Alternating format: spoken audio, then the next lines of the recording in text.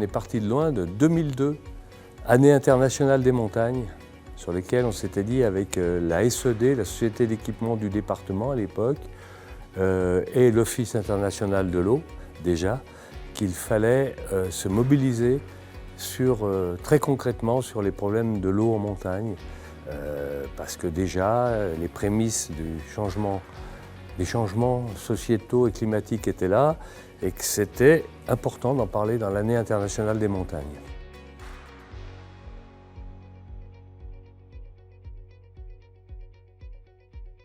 C'était ce rassemblement qui a été concrétisé aux États généraux de l'eau en montagne à Megève, puisqu'on en a fait 3, avec déjà des EuroRIOB. Et la naissance du réseau, c'était effectivement de faire rencontrer des gens qui... il y a beaucoup de gens qui travaillent sur les questions de l'eau, mais jamais forcément tous ensemble. Donc élus, techniciens, scientifiques, universitaires.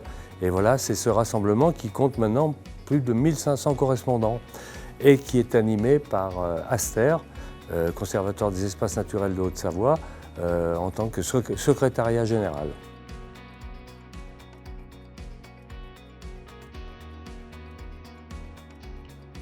On accélère, mais moi je suis étonné de voir un petit peu la lenteur des mises en place de processus.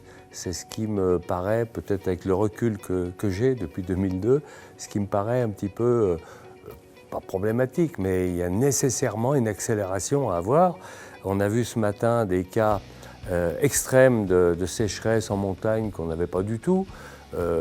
Je me rappelle très bien de la première sécheresse en alpage, puisque c'est un des sujets qui est évoqué ce matin, c'est en 1976. Mais on ne parlait pas à l'époque de changement climatique. Mais cette année, ça a été incroyable. On parlait d'assurance sécheresse pour les alpages. C'était l'assurance sécheresse. Et ça ne l'est plus dans certains reliefs karstiques, c'est-à-dire sur les plateaux, etc.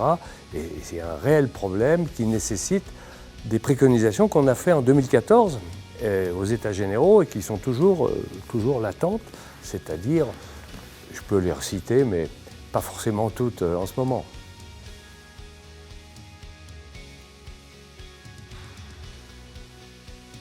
Le souhait le plus fort de cette rencontre, c'est une mobilisation concrète sur 3 axes, c'est-à-dire comment les montagnards responsables du château d'eau peuvent, stocker dans les lacs, dans les retenues, ce qui n'est pas sans poser de problème, comme on le sait, sur des divergences d'intérêts.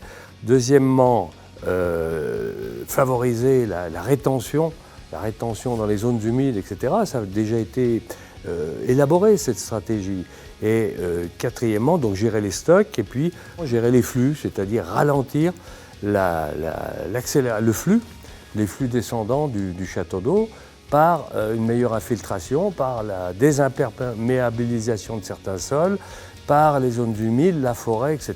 Mais c'est un immense chantier sur lequel il faut maintenant vraiment se mettre au travail. Alors il y a beaucoup de choses qui se font, évidemment, mais pas assez vite.